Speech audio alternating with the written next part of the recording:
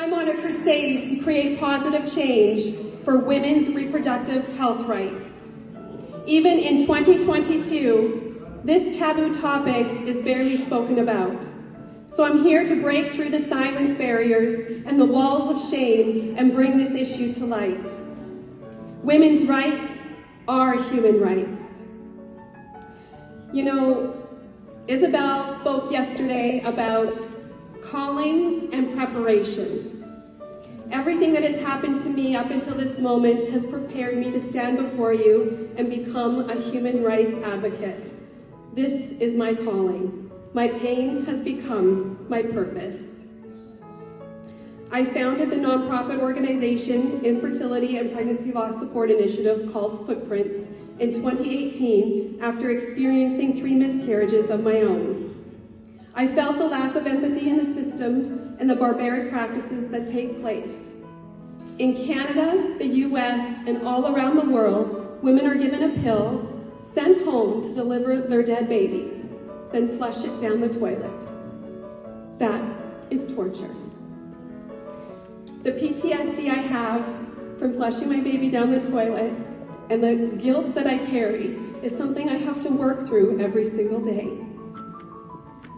So determined to heal my heart and ensure no other parent goes through what I experienced, I became a voice for the voiceless. How many children do you have?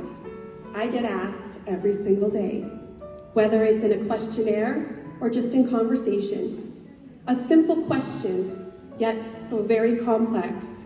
You see, if I say I have one, I'm faced with the feeling that I didn't honor the life of my 3 babies. But if I say 4,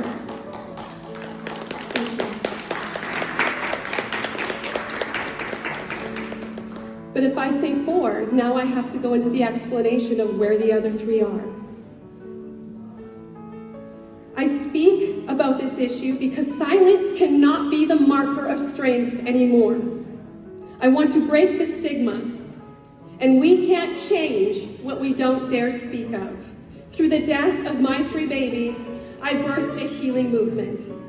My calling is to help bring peace within women's hearts. We are not alone. We are not barren. We are all mothers of purpose and fathers of destiny. The mandate for Footprints is a 2-part mission.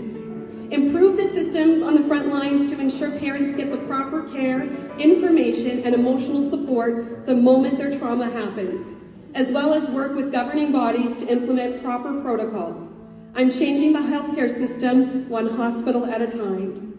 Also to create a worldwide support community to continue the efforts in bridging the gap with emotional and mental health for the following weeks, months, and years.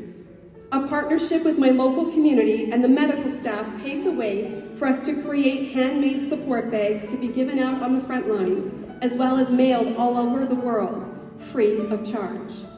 These bags include mental health resource tools, a certificate of life because they count, a Footprints bracelet, a copy of my book, Heroine, and helpful information for men and women to support them in this effort, because men grieve too. We also erected a standing memorial to honor the memory or dream of our babies. I fight for parents' rights as well as contend to make our babies count. I am leading an empathy outbreak. Look around you right now. Someone beside you, in front of you, behind you has experienced infertility or loss or know someone who has. And if you can't relate to my miscarriage experience, I know every single person in here has experienced grief or loss in one way or another. And when we can get to that point, we have a shared reality, and we can discover empathy for one another. We must show we care. We must create a safe place to own our scars and our own unique stories, that we're all sharing a unique human experience. When we can get to that juncture where we hurt for the hurting, we will make great strides to healing humankind. I am in the business of hope. Hope drives change. Hope inspires. Hope heals humanity. Hope provokes peace. Today I seize the mantle of hope and I lead the charge of women coming together in solidarity. Let us pick up our miscarried dreams, get expanded acting with purpose.